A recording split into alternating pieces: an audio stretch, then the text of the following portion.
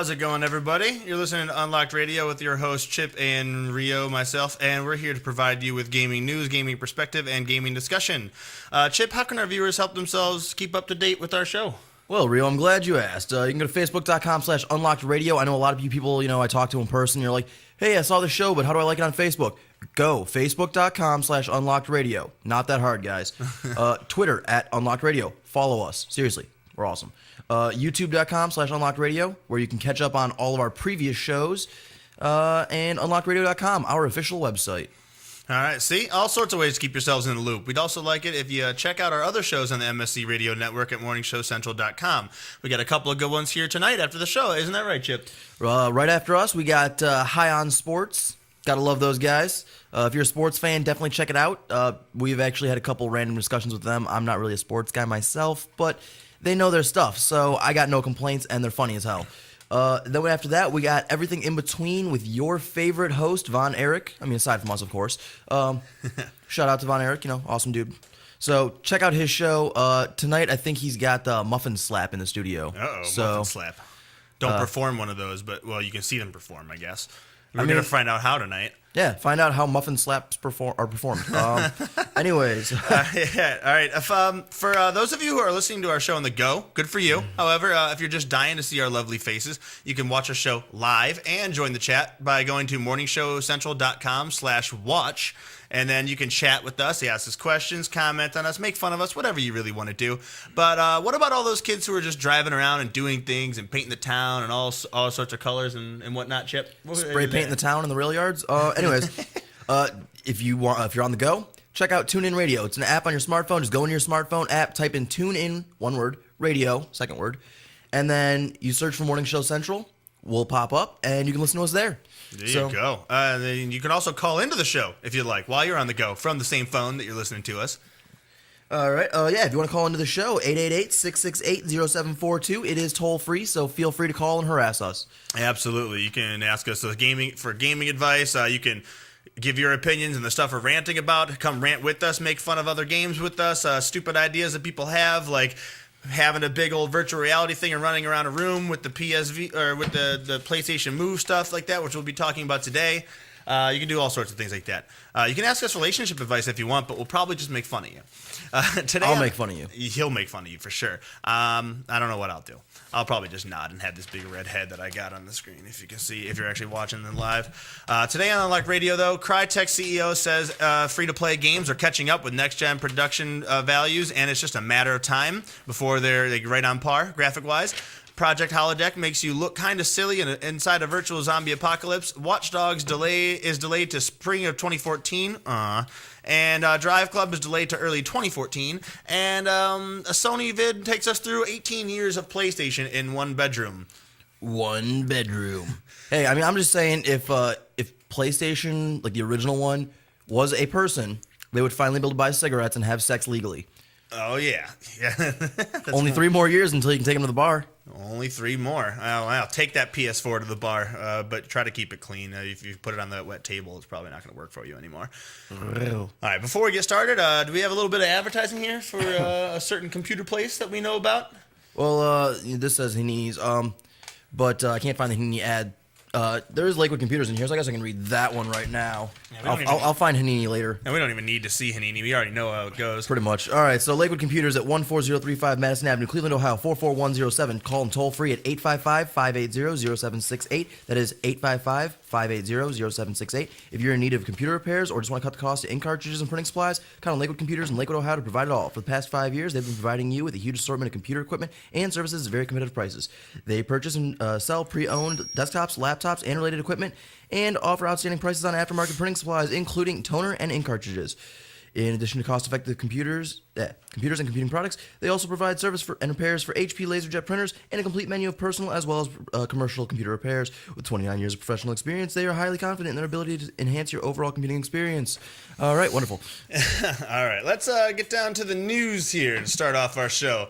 North America and Europe welcome Warface on PC today, a big step for a game that is itself a big step for its developer, Crytek. Warface is the company's first free-to-play game, the first step in a planned journey that culminates in the Crysis and Rise studio going fully free-to-play within 5 years.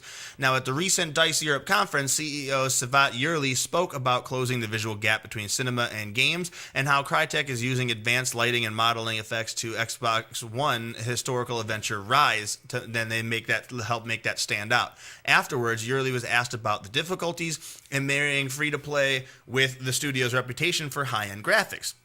Now, Yurli said it's just a matter of time. They already introduced with Warface a much higher quality relative to the current generation of gaming, and Rise is their first game that launches a next-generation experience. Going forward, he says he expects free-to-play games to catch up with next generation offerings as well. So like he said, it really is just a matter of time before it all happens. Now, what do you think that's really going to be that way? I have a funny feeling this is going to kind of backfire a little bit. I think they're going to run it free to play for a little bit, keep going, get going really good, get a good fan base, and then eventually they're going to either crap out and the developers are going to run out of ideas. They're going to stop patching. They're not going to be able to pay their staff unless they charge you for something. Yeah, that's the thing. It's like free to play usually means tons and tons of microtransactions throughout the game. Yeah. If you want skins for your character, if you want different costumes, different armor, things of that nature, you're going to have to keep buying those with actual money. And if you choose not to because you're like, oh, I'm broke and I'm on a budget, but this game is free to play, this sounds perfect for me, then you start playing it and realize you can't even experience any more than maybe 10% of the game because you didn't, unless you put your credit card number in there and start buying all sorts of stuff. Yeah, there's only two ways that those games really go. You're going to either have microtransactions, in-cash shops, et cetera, or you're going to, run out of development and you're going to, the game's going to crash and burn. There is a third option, which I've only ever seen like a few very, very small times. And that's, to release expansions to the game to try to draw you in, but make the expansions incredibly short. So they can charge you like, example, Guild Wars. They released the first one, $50. Hey, cool. Then they released, factions, $50. Awesome, but that was really quick. Then Nightfall. Awesome, but really quick. And then Eye of the North, $60. They went up, and that was the shortest of the expansions yet.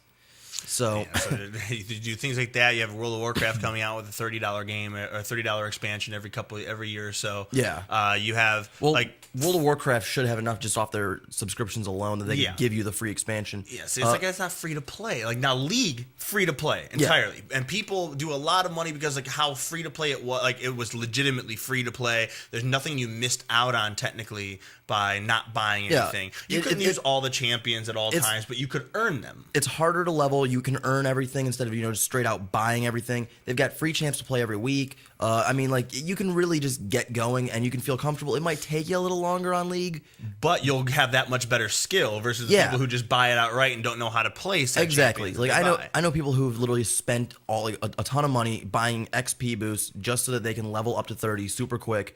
And then, they get into their first ranked match and they get their shit kicked in. I know a lot of people that did that. And, I have 2 accounts now because someone gave me one. And I jumped in a ranked match on that. And I did perfectly fine because I've forced myself to level without XP boosts.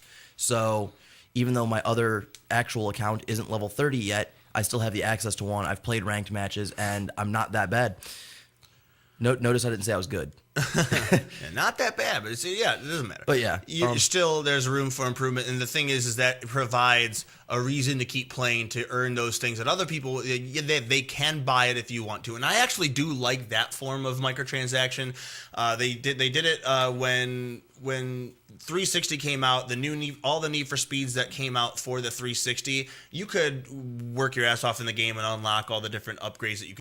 You can unlock the newer cars, or you could just outright purchase and unlock everything. Yeah. You can do the same thing with Plague that we all play for the iPhone. You can beat the. I played on Android, but apparently the microtransactions on that work differently for Apple and Android. So yeah, that's true. For Apple, is that you start off with just the bacteria, and then if you beat that one, you unlock the next one. You beat that one, and unlock the next one. Or you could just outright buy them, and you just pay $1 and unlock the next one. Games like Tap Tap Revenge, I think, do certain similar things. Re-Rave does it. Well, wait, with Plague, do you on the iPhone one, do you get like the zombie one too, like the Necro one? Yes, after you've unlocked the other ones, those extra ones go there. Because I beat like the first 6, and then it wouldn't give me the 3 bonus ones at all, and I beat all of them on like the hardest difficulty. So they're forcing you to buy it. And I couldn't get like those last 3 types that they had as the bonus one, which I think one was like a muffin disease or something.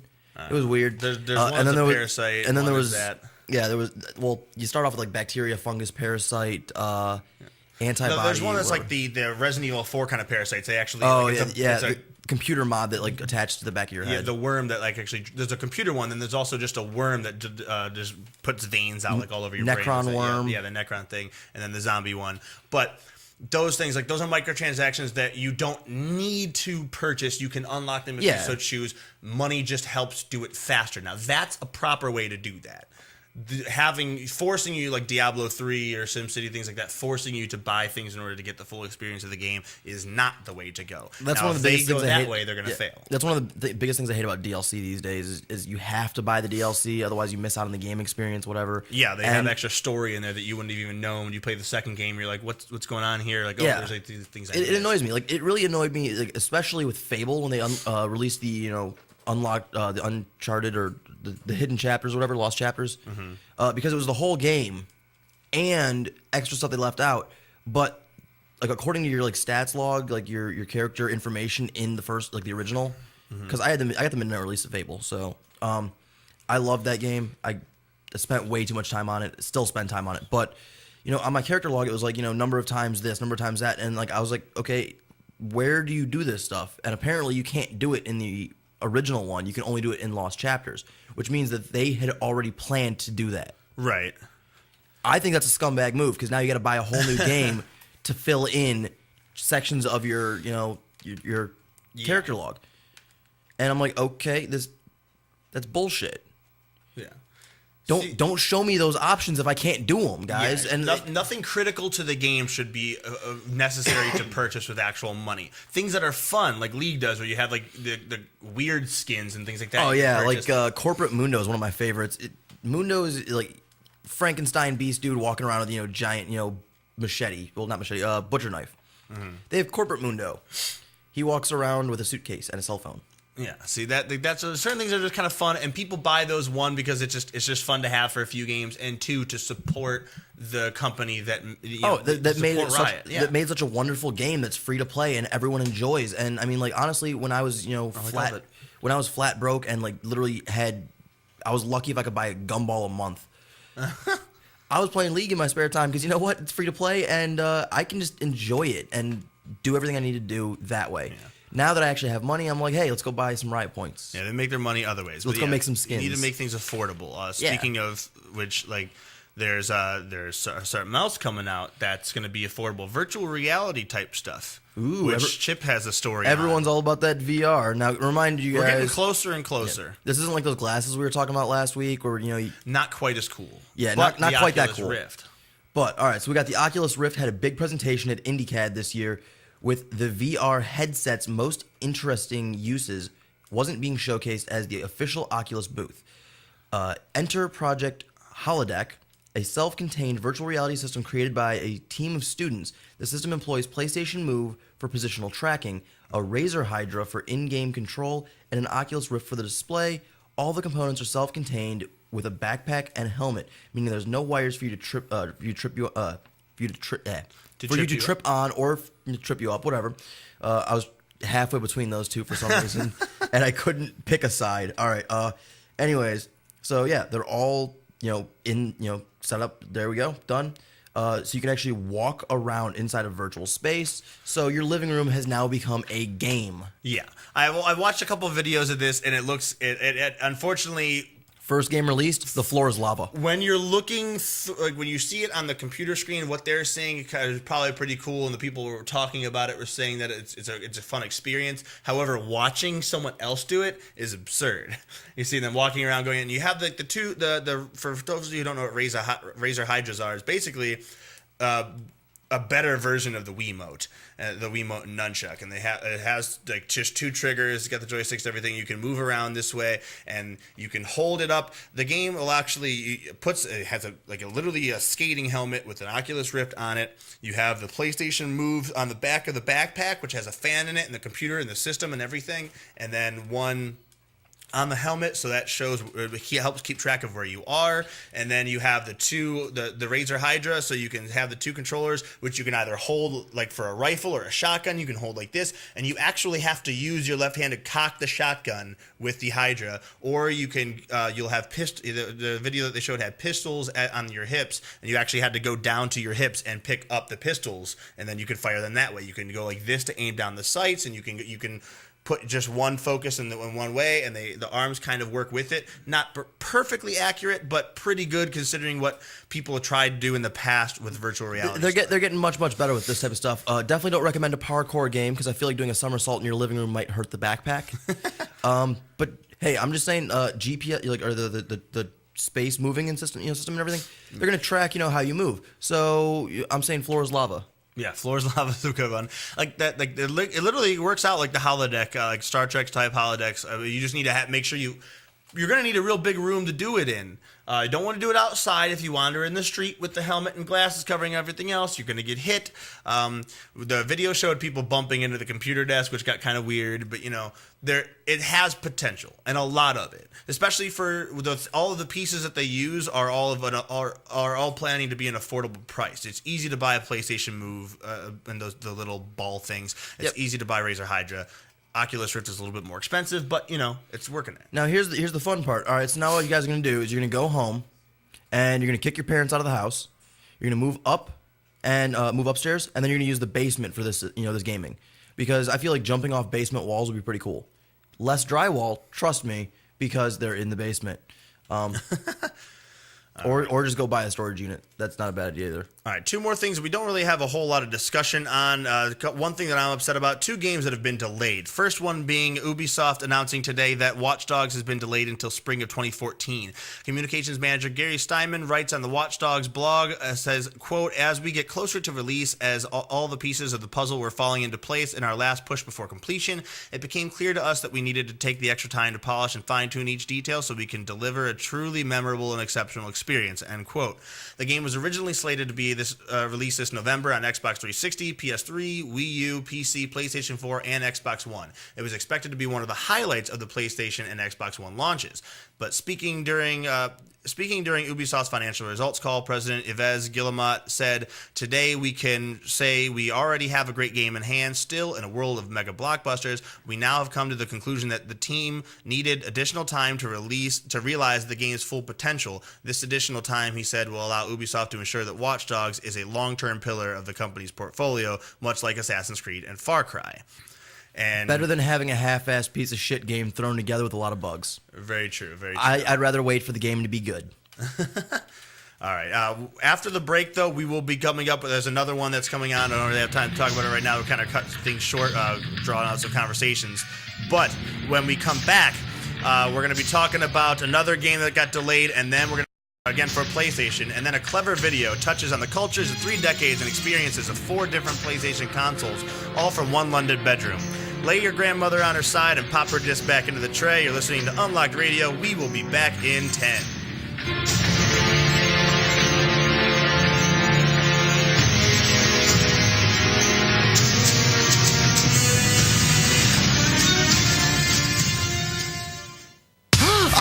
I know, oh my god, I know what we're gonna do.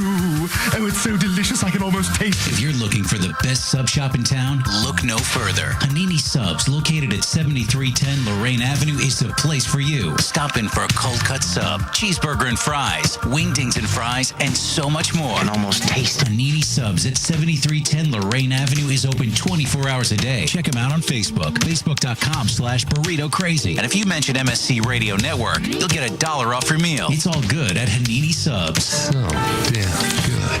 Looking for reliable and affordable Shoutcast audio or video hosting? JWN Media offers complete Shoutcast hosting solutions for business or personal use. All plans come with full listener stats, custom web scripts for implementing your service into your existing website, full server control, super fast network, and huge bandwidth limits, a 99.5% uptime guarantee, and friendly, knowledgeable support personnel dedicated to making your hosting experience fun and easy. With plans starting at only $3 a month, you have no excuse not to get a server of your own. Plus, with the option to add auto DJ and on-demand services, you can be confident your station will be all it can be. Custom plans are also available at their website. Simply visit jwnmedia.com and click the Shoutcast hosting link to get started right now. Lakewood Computer, located at 14035 Madison Avenue in Lakewood, has it all. If you're in need of computer repairs or want to cut the cost of ink cartridges and printing supplies, count on Lakewood Computer in Lakewood, Ohio to provide it all. For the past 5 years,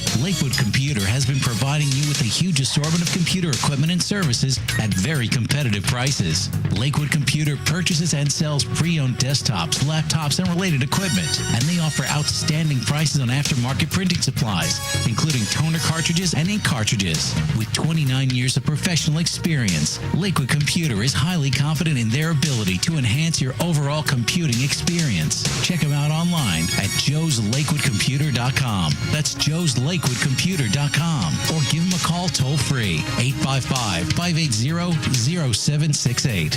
That's 855-580-0768.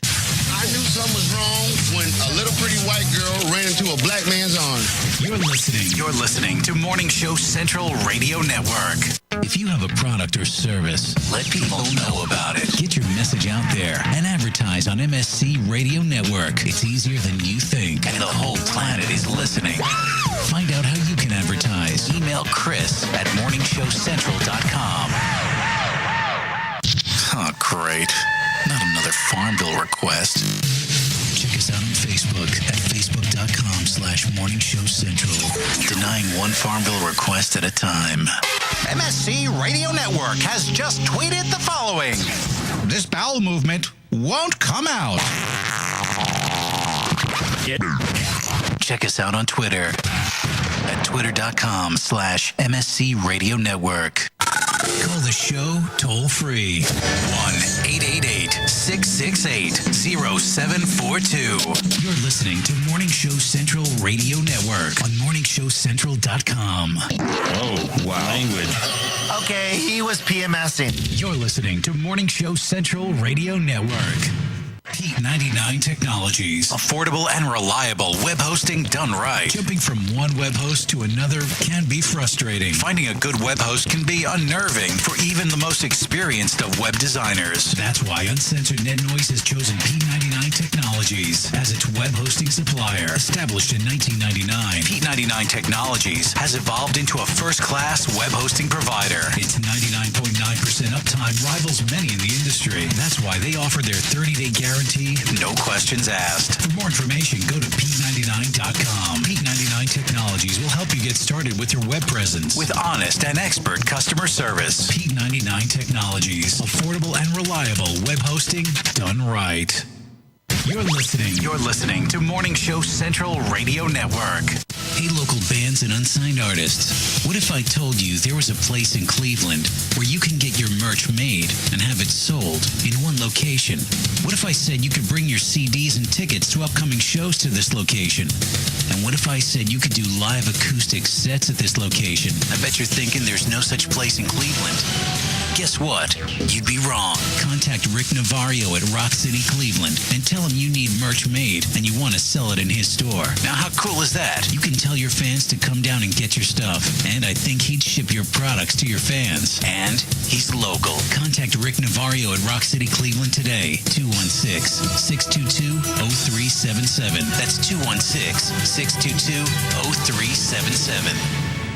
With hundreds of live weather products and layers and thousands of combinations, Weather Studio provides a professional graphics and storm monitoring solution without complex user knowledge and without the industry standard price tag of $1,000 plus broadcast systems. Weather Studio displays a plethora of critical atmospheric and geophysical data on an interactive GIS-enabled computer map. Get your free 14-day trial of Weather Studio at their website, weatherstudio.paulmarv.com. That's weatherstudio.paulmarv.com. Yo, it's Woody. Now, I know a thing or two about women, and I want to help all the ladies out there take care of their men. Happy Endings Orgasmically Organic Massage Oil. Yeah, I said orgasmically organic, made right here in Cleveland. Now, no other product delivers this level of purity and performance. It's guaranteed to improve your overall experience and keeps that sensitive skin soft and smooth. Guys, don't be a tool. You're doing it anyway. Might as well do it right. Get your happy ending at happyendingsoil.com. That's happyendingsoil.com.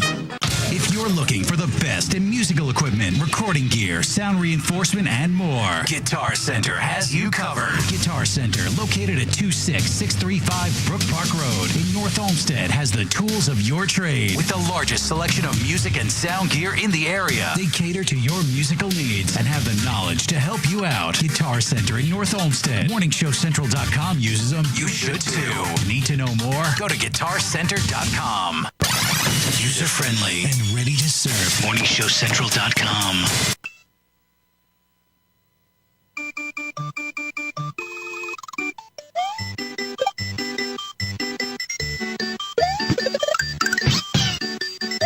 And we're back with more Unlocked Radio right here on Morning Show Central Radio Network. Before the break, we talked about Crytek, free-to-play games, Project Holodeck, and Watch Dogs being delayed. Now, we ran out of time to talk about another game that was being delayed for PlayStation, but it works out just as well because the second half is going to be all about PlayStation. You'll see that in a second. Chip here has a story about another game being delayed, which may come as a shock to some people, but probably not to others. All right, so Sony confirmed the rumored last-minute delay of the PS4 launch game Drive Club, pushing back the Evolution Studios racer to early 2014.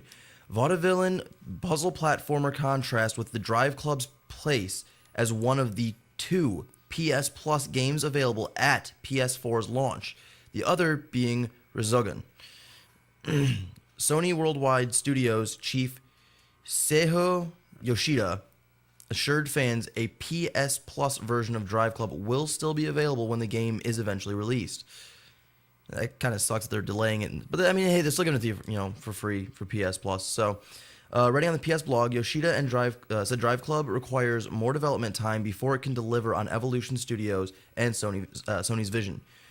We understand that the delay is disappointing news, but we can assure you that the reason we have made this decision is to ensure that when Drive Club launches, it will realize the next generation racing vision.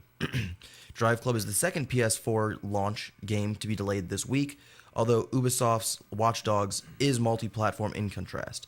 Yoshida moved to allay fears of over the dwindling lineup, name-checking Killzone Shadowfall, Knack, Assassin's Creed 4, FIFA 14, Call of Duty Ghosts, and Battlefield 4 as some of the remaining PS4 launch games. A broad portfolio of games will be available on PS4 before the end of the year, Yoshida added, and with games such as Infamous Second Son, The Order 1886, Destiny, Watch Dogs, and now Drive Club coming next year, the strength of the software lineup on PS4 is unprecedented. Yeah. So little bit of cold lotion, I suppose, but again, they're making up for it in pretty much every way that they can. And not gonna lie, Infamous Second Son sounds awesome to me. I'm excited. All right, indeed. All right. Well, another thing we got to get to before we get right back to the PlayStation thing, we got to mention it is October, for those of you who don't know. And for those of you who've been watching football, you've seen all the pink, okay? If you guys didn't know, if you're not aware, there is cancer growing in somebody's boobs right now. As you get older, your chances of developing breast cancer increase. You know, your brasses? Brass, yeah. Don't get cancer in your brass. However, every year, more women continue to live meaningful lives their breast cancer was discovered and treated early. Every woman deserves to be healthy, and a good way to make sure you don't have breast cancer is to have a mammogram every year. If you're over 40, call 1-800-4-CANCER about a free mammogram. Do it for yourself and the people you love. Every woman counts every year. And seeing defensive linemen wearing pink is going to remind you that if they're willing to wear pink, it's obviously something pretty serious. Well, that's not. I actually saw a news article the other day. There was like a 6-year-old kid. I guess he broke his arm like October 1st.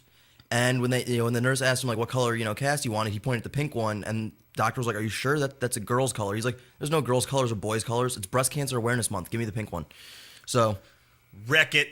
I'm just saying that is one hell of a 6-year-old, and I'm gonna give him a round of applause. Indeed, a round of applause all around, I guess.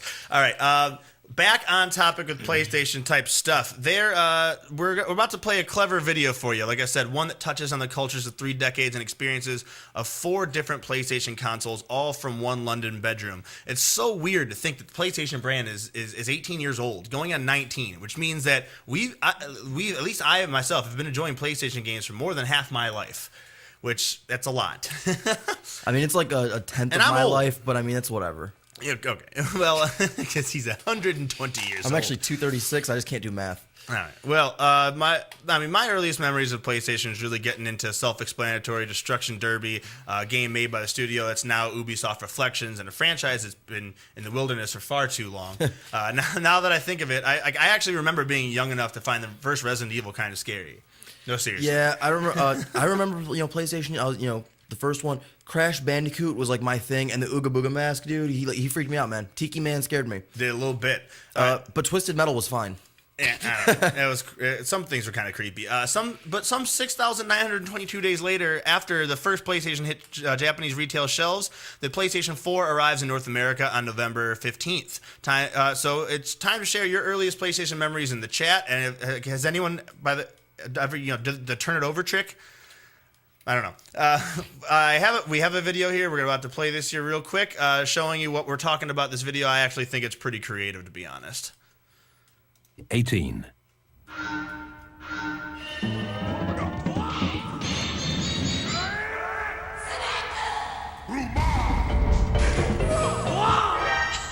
You're too late. I've already summoned Meteor. Okay, let's go.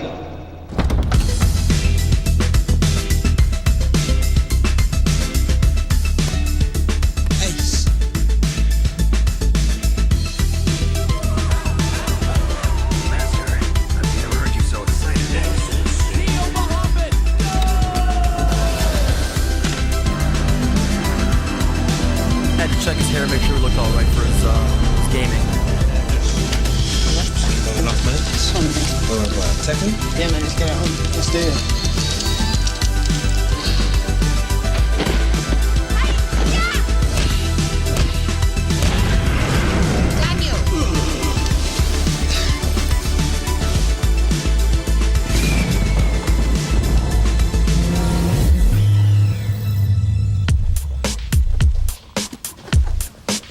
How you doing? You alright? I'll catch you there. So, you idiot. It's like being in a nightmare. You can't wake up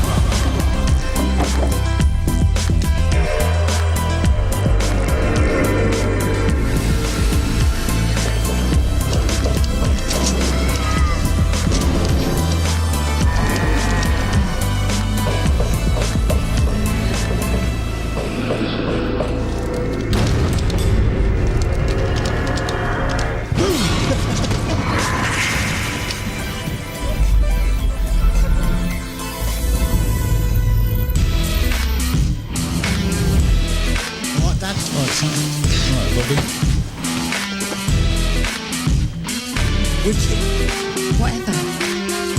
Red. Get ready! I got visuals on the target. Got you now, straggler.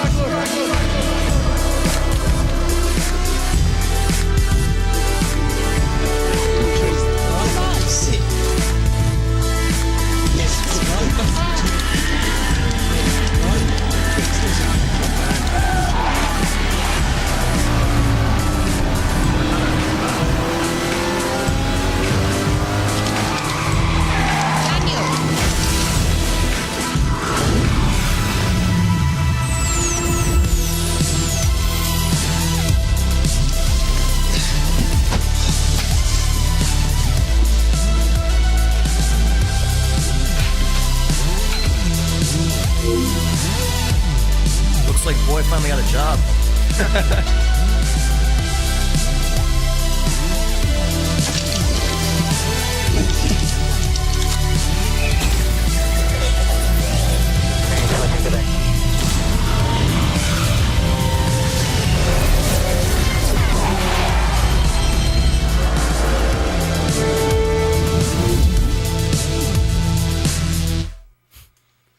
All right, so there you have it. Like I said, 18 years going on 19 now.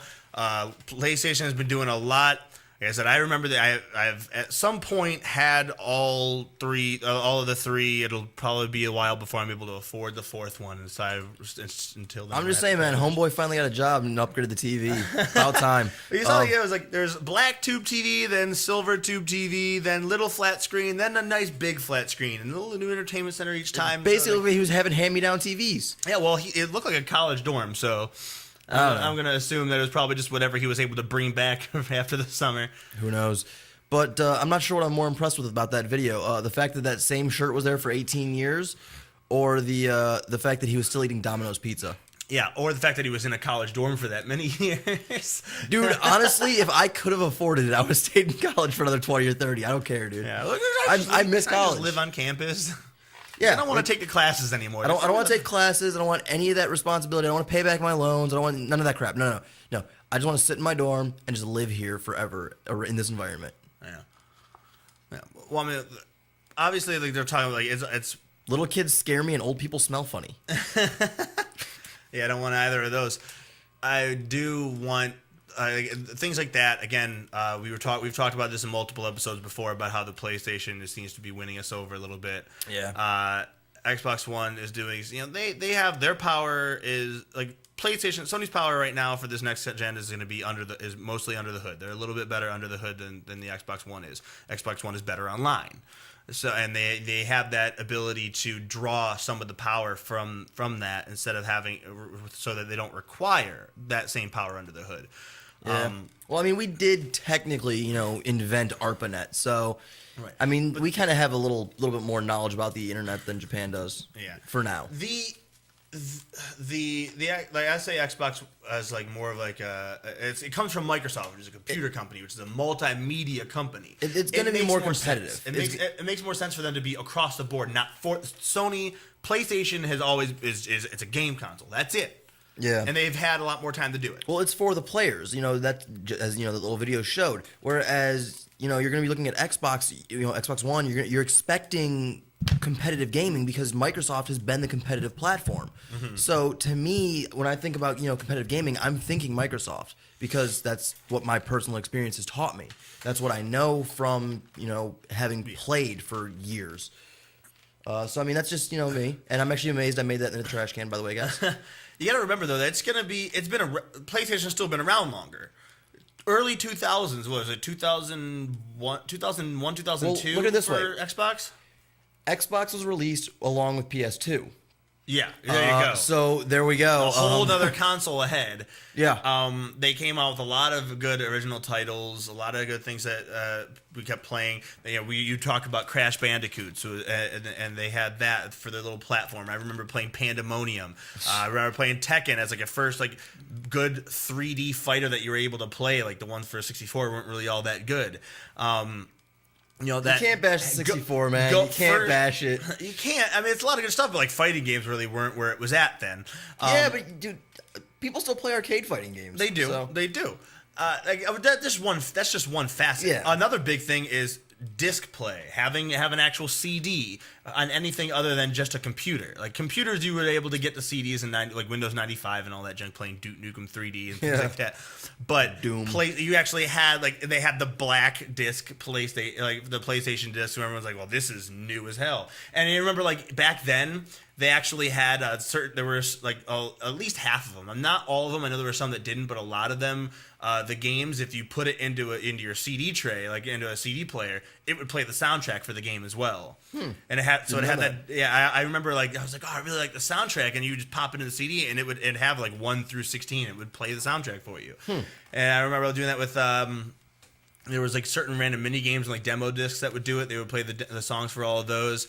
There was like a lot of the racing games and the snowboarding games, skateboarding games, like Tony Hawk's and stuff like that. They did that. They had the soundtrack right there. And Tony Hawk soundtrack, everyone already loves that. So being able to have that on there is again another thing. Having the way the memory cards worked and being able to manage the blocks and transfer to another right there on the system, which you weren't able to do before. You kind of that was revolutionary for the consoles. Yeah, so especially. they obviously right off the bat they did a lot of things that no one else did. Then you go on to PlayStation 2, and that was the first console that you could also use double as a DVD player.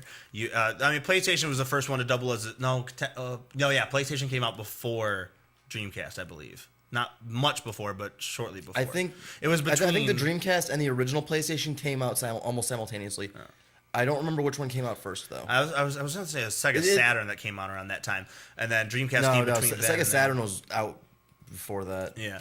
I don't know. That was when Nintendo and Sega were fighting. And then you had Sega CD, things like that. But you were able to play CDs, and then PlayStation 2 comes out. Now you can play DVDs. You can use the controller as a remote. You can operate. You had like a little menu that would come up and everything else. But there's multiple things you could do. You can have it right there in the tray, and while it's in there, you can go to an extra menu where you can just manage your memory cards. You don't have to not have a disc in there. You don't have to get up constantly and move things around.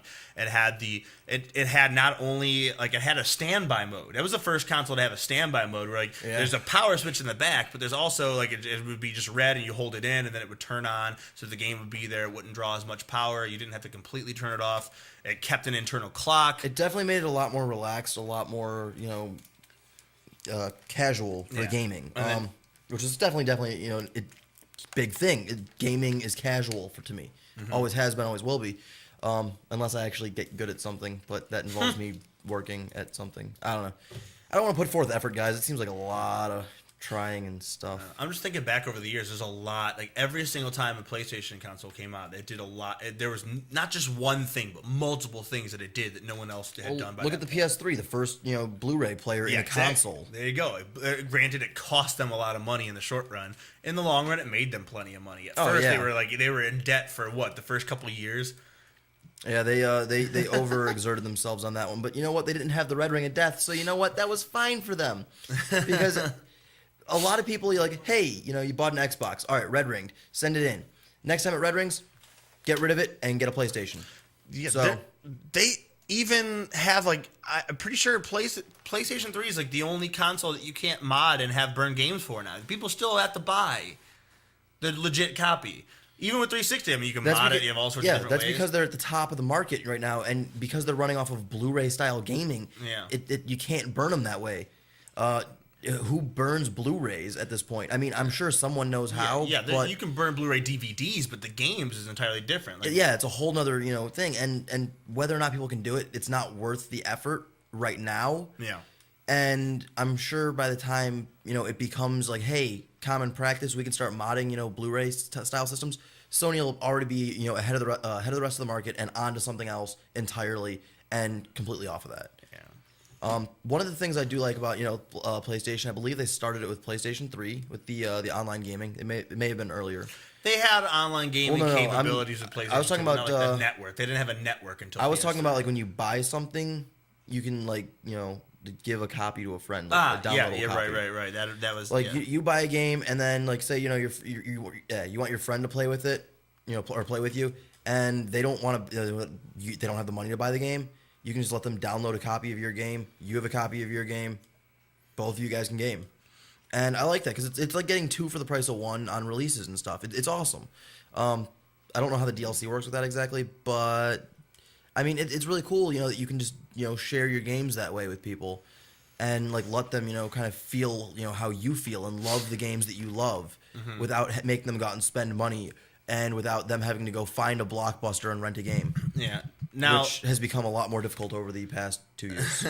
That's very true. You could Redbox it if you want, but really, for $1 a day, you can GameFly and wait forever to. You have to be super in advance to actually get the copy of the game you want. Yeah, one of my friends, they got on GameFly for one of the releases for it, and they got on the list, and they still haven't gotten the game, and the game was released last year.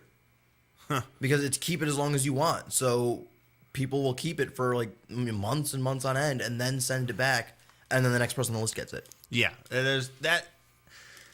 Not the best conducive to gaming, where you can download it. You can download it on the 362, and you'll be able to do that for Xbox One. The issue, like, I know everyone's huge issue, like around E3, which we had talked about, where everyone's like, oh, you have to keep it online all the time. This is an outrage. It was like, well, they had something in mind for that, which is actually kind of cool, but it got brushed under the rug and no one noticed. The fact that what they were hoping to do is by making you have to ping it online and show that you do have that copy of the game, that it is your game, that you do have it legitimately, and you go online in order to register that. What that was allowing you to do, what they were trying to do, is make the games cheaper, the online things would be cheaper, and you would have multiple digital copies that you could share with your friends. Not just one, but multiple, which is the idea that they have, because they know that, like, as long as you're not playing it, then they're able to play it. Yes, it's only able to use on your console, but you're sending digital copies out that anyone can just stream and play on, as long as they're connected to the internet. And if it's all connected, then it's all streamlined. And that's actually a really good idea. It's just people, unfortunately, it wasn't said outright that way.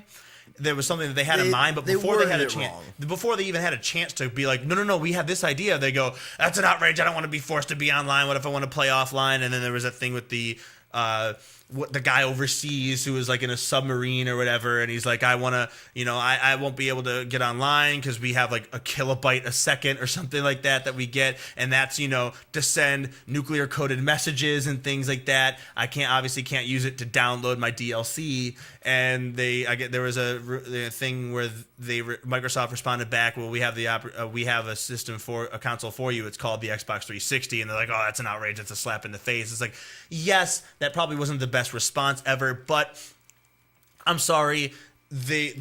For all of the different things that the new consoles are going to be able to do for a myriad of gamers, I don't think that Microsoft's selling point is one guy in a submarine. That's definitely not the market you're going for. A lot of people, like, I know for me, like, my biggest thing was like, hey, keep it on all the time, and you have to have like the camera hooked up to it. Yeah, that's a big one. That one, I was completely against that part.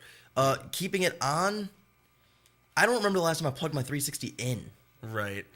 There's a lot of things, and the main thing for all of those, the DRM things, is because the more security they have at that, the more they can show that to the gaming developers, saying, this is how secure we are. We can guarantee you 100% without a doubt that no one is stealing or pirating this software. Your games are always being purchased. We have the rights to this content, and we are controlling it, and therefore those gaming companies can then feel safe and then release things for cheaper. They don't have to worry about the cost that they're trying to curb from piracy and other such nonsense. They're actually able to give you more content for a cheaper price more often and allow you to do more things with it. It's got to start somewhere. That's what they were doing. And now PS4... Just the way they approached the release of the information was probably an issue. But you also have to think, like around now till Christmas, everyone's going to be, high tension, right? Because of, buying the games, buying systems, getting presents for people. Well, you got to remember, these game companies, they were trying to plan for Christmas, like back in, early summer. Before last Christmas, probably. Well, probably. But I mean, you got to think, their deadline is okay, we have to have everything set and ready to go mass production by the end of summer. Yeah. So during E3, you're trying to explain what's going on with the next-gen systems. You're trying to promote yourself. You're trying to release games. You're trying to sign contracts for new games. Give themselves at least a 6-month cushion in case anything goes wrong. Yeah.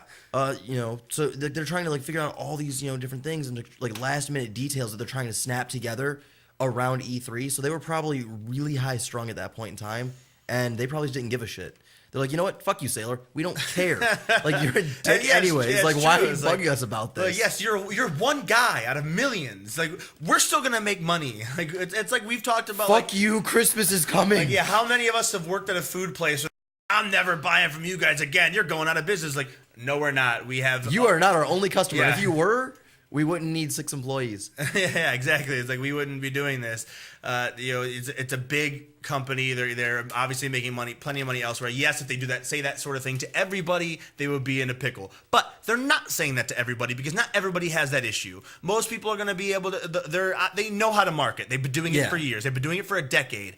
Sony has been doing it for almost 2. They know what they're going for, and they know how to get it. They know. I'm sure they have plenty of businessmen and lawyers and economists and everything. I'm pretty sure they know how to handle this situation to appeal and to satisfy the majority. And that's in the gaming market, not including the entirety of the media market that Sony and Microsoft have both been in, with home computers versus Sony's entertainment systems. Sony has always been like the head of entertainment because actually I don't really know why, but I know for a fact that they've always had like I got a new Sony surround sound system with Boy's subwoofer, awesome, or I got a new this or that, like definitely big things, important. But Sony has always been the head of the market in their media outlet. Right now they're the head of the 3D market, because they have the best shit, because they've always been on the edge. Being on the edge, you bring in more revenue. More revenue means more R&D. More R&D means head of the fucking line again. I think one of the biggest things is because Sony has always managed to keep the PlayStation as I guess it's not the same thing every year like you do with a Madden or a Call of Duty, but we've already established that for the most part they go by the philosophy, if it ain't broke, don't fix it.